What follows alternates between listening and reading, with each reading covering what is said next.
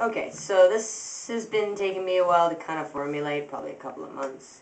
Um, so it was What is Drag?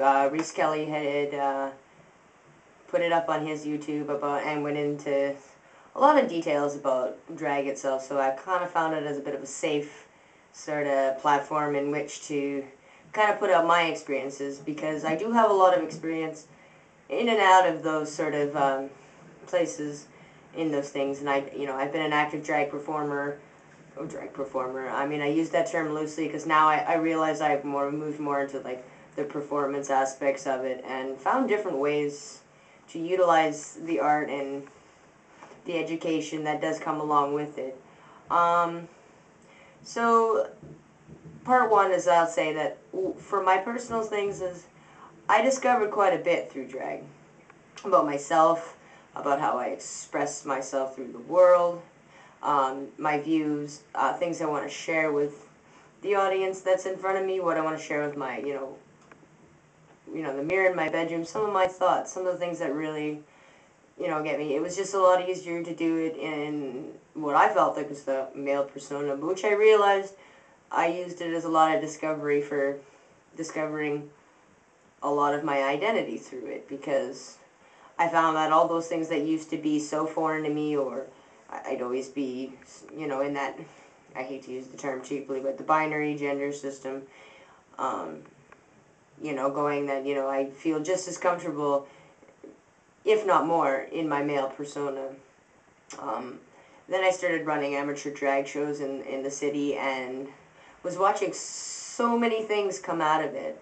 I was watching a lot of trans people discover themselves through that, like a good majority of them. So it was really good to see that there's that platform available for them to really put an identity or like a name, or I'll say it, a face to a name, along those lines. But I saw so much power in it, and then it caused me to do a lot more education in the senses of like looking back through drag queens and looking through books and literature and seeing that they use, drag itself as using masculinity and femininity for humorous purposes and showing you, the funniness that it can come about it. And, that's really the traditional roots of it. It's entertainment, it's funny, it's campy, it's really, it's fun. But sometimes, I notice in the later progressions of it, it's that illusion that, the audience really wants to go.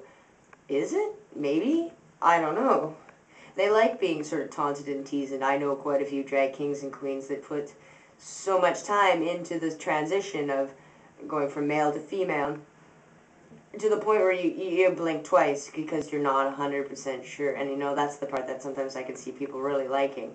But drag, I've done a lot of stuff through IDKE communities. I've done a lot of stuff in and around Vancouver. I've been to Chicago. I've been to Texas. I've been to Winnipeg, and I've just seen all the different circles and the diversity, and seen a lot of the challenges that do come up because there's so many different opinions and there's so many different things. I found a lot of stuff just kind of got you kind of stuck because a lot of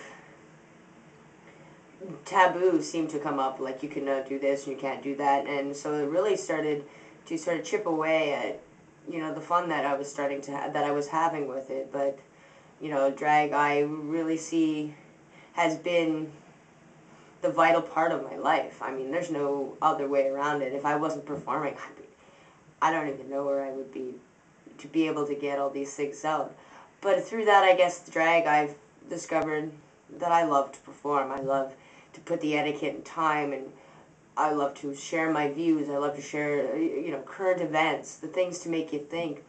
I like to take people to dark places, but I always bring them back with me, or take them to light places, that little place in their heart, like how good music feels, what it's like to feel love, how funny it is to see, the end of a bad day end up with such great things, the love of dance, the love of acting, and, how it all kind of mashes together.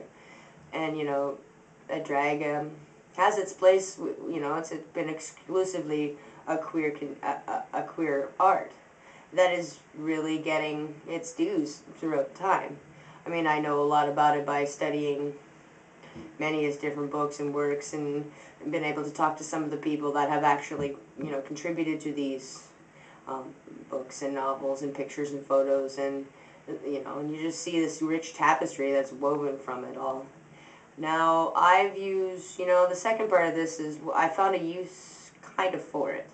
I run with a large group of people, a performance-based youth collective, because I was watching what you could actually obtain with the stage. You can give these people these grounds and open and honest and to show themselves, maybe even to themselves. Show them what they're capable of. Show them that sides of them that they didn't even know existed.